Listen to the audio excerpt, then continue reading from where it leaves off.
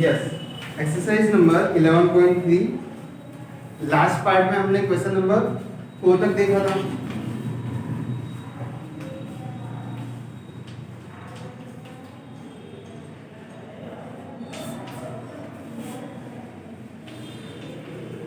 Question 5 से हमें आगे कंटिन्यू करना है। ओके, 11 एडेड टू 2m, क्या लिखा है हमें? 11 एडेड टू 2m, मतलब कि 11 को किस में ऐड करना है? 2m में। तो 11 प्लस 2m आएगा। 11 एडेड टू 2m, एडेड लिखा है मतलब हम प्लस करेंगे, बराबर ना। नेक्स्ट देखो, 11 सब्ट्रैक्टेड फ्रॉम 2m। ओके, इसको आप ऐसे भी लिख सकते हैं। देखो 11 प्लस 2m लिखा ना, तो उसको हम कैसे लिख सकते हैं? 2m प्लस 11 भी तो लिख सकते हैं। 11 इज एडेड टू 2m, मतलब कि 2m में हमें 11 ऐड करना है, बराबर। नेक्स्ट देखो, 11 सब्ट्रैक्टेड फ्रॉम 2m, मतलब जो 2m है ना उसमें से सब्ट्रैक्ट करना है। क्या सब्ट्रैक्ट करना है? तो हम सब्ट्रैक्ट के लिए क्या साइन यूज करते थे? माइनस 11। समझ में आया आपको? 5 times y to which 3 is added, दो ऑपरेशन होंगे यहाँ पे total. 5 times y, 5 times y मतलब कि y को 5 times, 5 times y मतलब 5/1, इतना आपको सबको पता चला। अब देखो, to which 3 is added, उसमें भी क्या ऐड करना है हमें? 3 ऐड करना है, तो प्लस 3 होगा।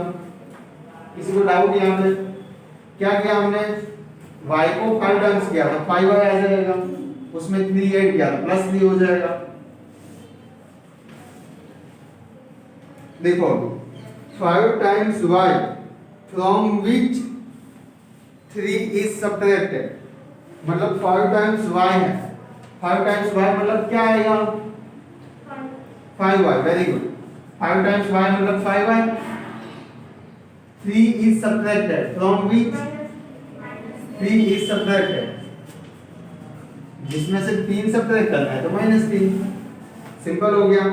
y is multiplied by -8, y को किससे मल्टीप्लाई करना है हमें? -8 से, तो आगे -8 लिख देंगे। -8 मल्टीप्लाई बाय y।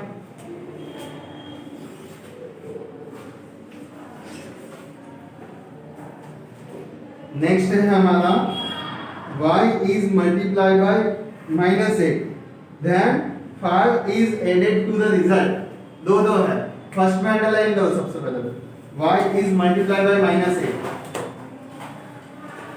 y को मल्टीप्लाई करना है हमें -8 से, तो -8 से मल्टीप्लाई किया, y is multiplied by -8, तो उतना कर दिया। अब सेकंड हमें क्या लिखा है वो देखो, then 5 is added to the result, मतलब कि जो आंसर आए ना उसमें वापस 5 ऐड करना है, तो +5 पे। समझ में आया?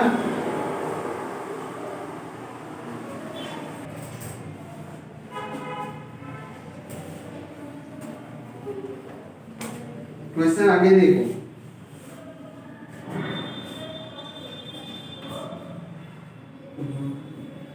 y is multiplied by 5, y को किससे मल्टीप्लाई करना है? 5 से, तो 5y आ जाएगा।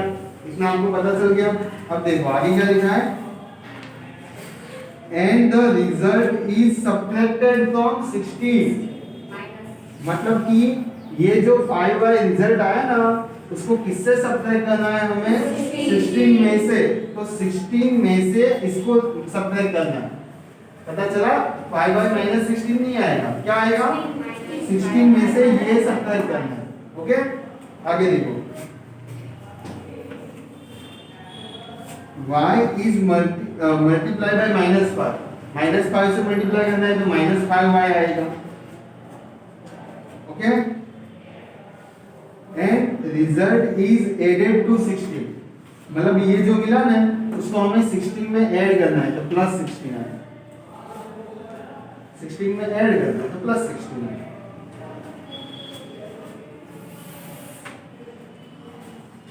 क्वेश्चन है हमारा 6। क्या लिखा है हमने?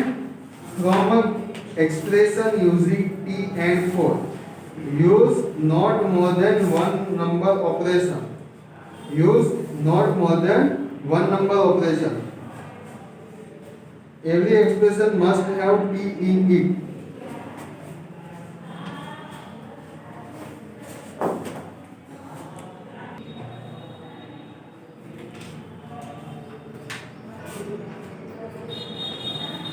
क्वेश्चन 6 देखो,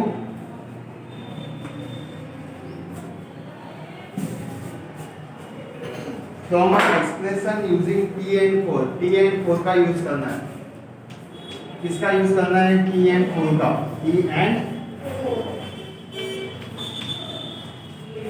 use not more than one operation, every expression must have T in it. Question को समझो, एक ही ऑपरेशन करना है इसमें टी और फोर के बीच में। ऑपरेशन मतलब क्या? प्लस माइनस डिवाइड मल्टीप्लिकेशन, बराबर। तो कोई भी एक ही करना है, प्लस करो तो प्लस ही करो, माइनस करो तो माइनस ही करो, बराबर। तो टी और फोर को यूज करके क्या कर सकते हैं? पहले तो मैं ऐसा लिख सकता हूँ टी प्लस फोर, सबको समझ में आया।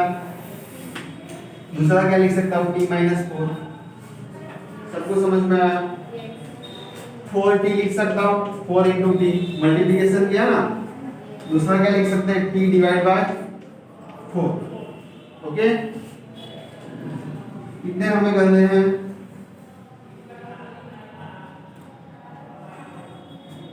बस मतलब ऐसा कुछ हमें पर्टिकुलर बताया नहीं है कि 5 ऐसे बताओ आप इक्वेशन। ओके, इतने आप रख सकते हो।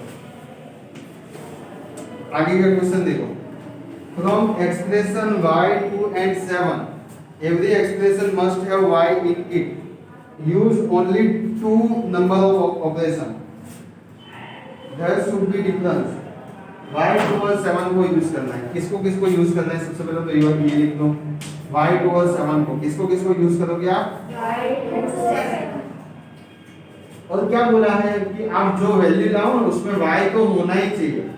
और दूसरी चीज हमें बताई है कि कोई भी दो ऑपरेशन यूज करो। दो ऑपरेशन मतलब मल्टीप्लिकेशन, एडिशन, मल्टीप्लिकेशन के साथ सब्ट्रैक्शन, मल्टीप्लिकेशन के साथ डिवीजन, ऐसे, बराबर। मतलब इसमें हमने क्या किया? एक में एक ही एक्सप्रेशन यूज किया। देखो यहाँ पे प्लस किया, एक ही ऑपरेशन है, यहाँ पे माइनस किया, मतलब कोई भी एक ही ऑपरेशन करना है, ज्यादा नहीं। बट इसमें क्या है? दो बोले हैं हम, तो देखो ऐसा लिख सकते हैं हम, y और 2 को मल्टीप्लाई करेंगे तो 2y। एक ऑपरेशन किया हमने, उसमें 7 ऐड कर दो, 2 हो गए। दो ऑपरेशन किए ना, कौन कौन से किए? एडिशन, मल्टीप्लिकेशन एंड एडिशन, दो ऑपरेशन किए। अब देखो y को 2 से मल्टीप्लाई करो, एक ऑपरेशन हुआ। अब उसमें से 7 सब्ट्रैक्ट कर दो, तो दो ऑपरेशन हुआ। कौन कौन से दो हुए? Multiplication and subtraction. दूसरा ऐसा भी तो कर सकते हो, y को 7 से मल्टीप्लाई करो, उसमें 2 ऐड कर दो, तो क्या हुआ?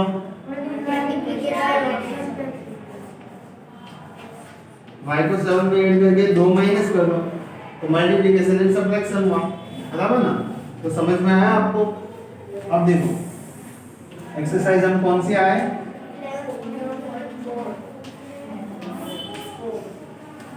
फर्स्ट क्वेश्चन बहुत ही इजी है, देखो ध्यान से समझना। क्या लिखा है हमें? आंसर द फॉलोइंग, टेक सरिता's parents age to be y years। Sarita के पेरेंट्स की प्रेजेंट एज, ओके, सरिता की प्रेजेंट एज बताई है। सरिता की कौन सी एज बताई है?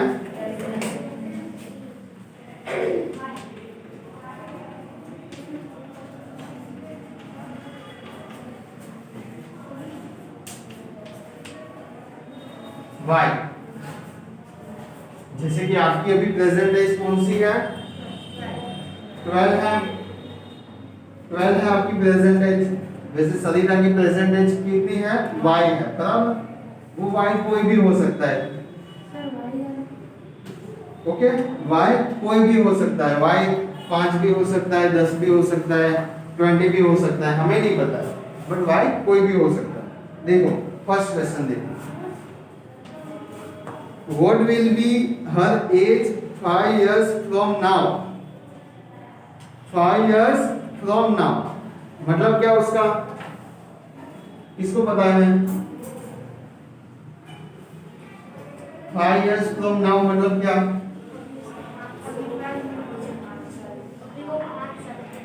ना ऐसा नहीं होगा। Yes, what will be her age 5 years from now. Grammatical एक सेंटेंस है ना, what will be her age मतलब कि उसकी एज क्या होगी अभी से 5 साल के बाद।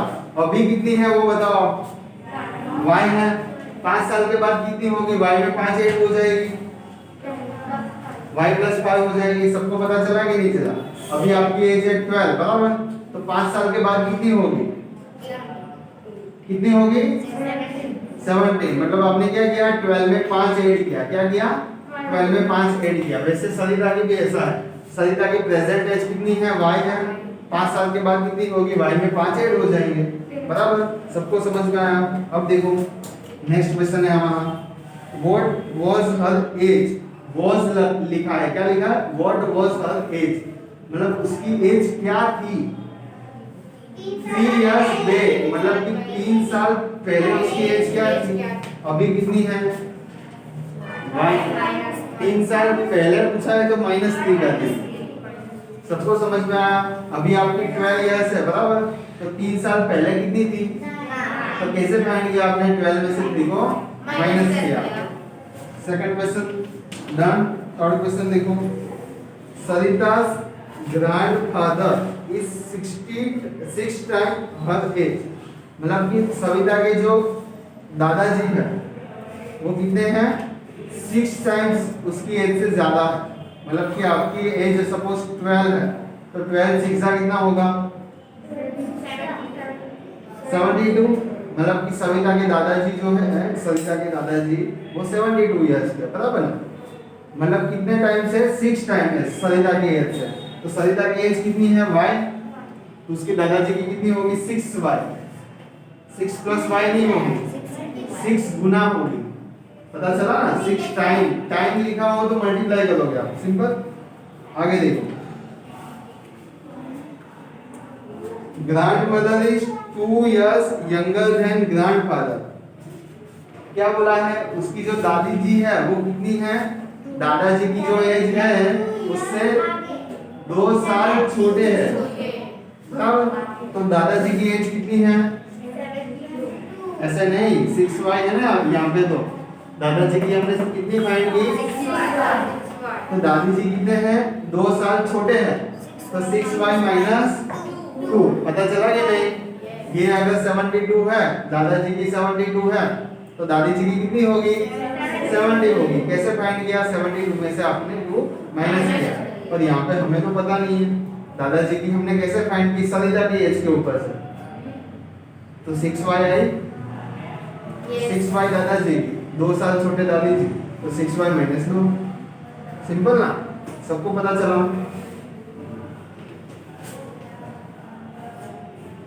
Sarita's father age is 5 years more than 3 times Sarita's age। पापा की एज कितनी है, तो सरिता की एज जितनी है उसके 3 टाइम्स, तो 3y क्या, उससे भी 5 ज्यादा, तो +5 करेंगे। क्या करेंगे, किसको नहीं समझ में आया ये क्या बोला है यहाँ पे, सरिता की जो एज है उससे 3 गुना, तो हमने 3y कर दिया, उससे भी 5 ज्यादा, तो +5 किया। सिंपल है। नेक्स्ट देखो,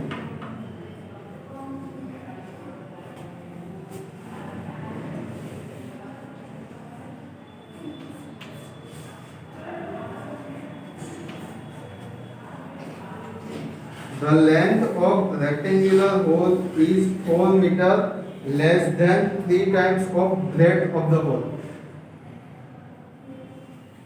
Okay, what is the length if breadth is equal to b meter। तो एक रेक्टेंगुलर होल है, ब्रेड कितनी बोली है हमें, ब्रेथ कितनी बोली है देखो तो, बी बोला है, तो लेंथ कितनी है?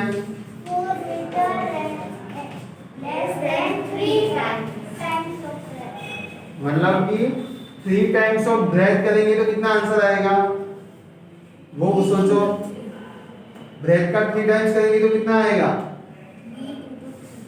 3b आएगा, 3b। ब्रेथ का 3 टाइम्स मतलब कि 3b, बराबर ना? समझ में आया कि नहीं आया? ब्रेड सपोज 2 है तो उसका 3 टाइम्स, ब्रेड अगर 2 है तो उसका 3 टाइम्स कितना होता है? 3 टू द 6। ओके, तो ब्रेड अगर b है तो उसका 3 टाइम्स 3b। टाइम्स आए तो मल्टीप्लिकेशन कर देना है, सिंपल। उससे कितनी कम है? मतलब कि 3 टाइम्स से 4 कम है। कम हो तो हम क्या करते हैं? सब्ट्रैक्ट करते हैं। कम हो तो हम क्या करते हैं? तो 3 टाइम्स -4। सबको समझ में आया? 3 टाइम्स किया, उसमें से 4 को माइनस किया। Okay,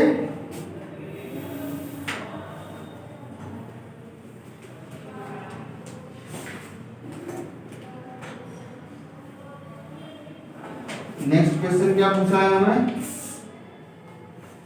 A rectangular box has height h centimetre. Rectangular box की हाइट कितनी है? h centimetre. Its length is 5 times the height।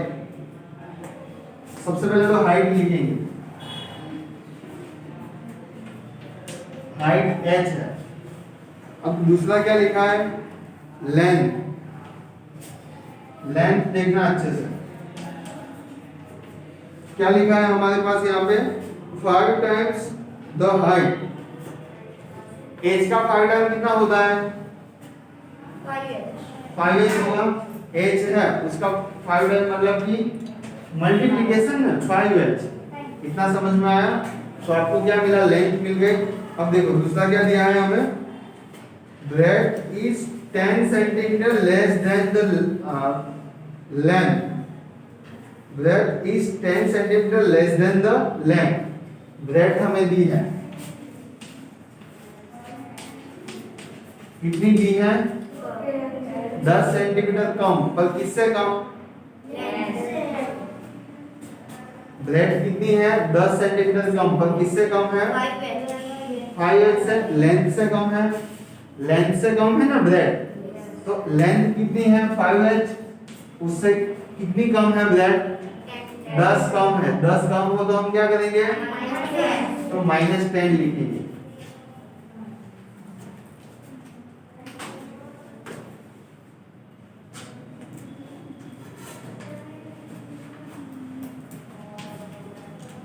Next question देखो, कौन रीड करेगा? Yes, Suruchi. Mina and Nina are climbing the step to the hilltop. Mina is at step S.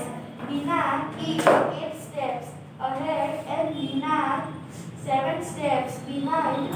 Where are Nina and Mina? The total number of steps to the hilltop is 10 less than 4 times. What Mina has reached express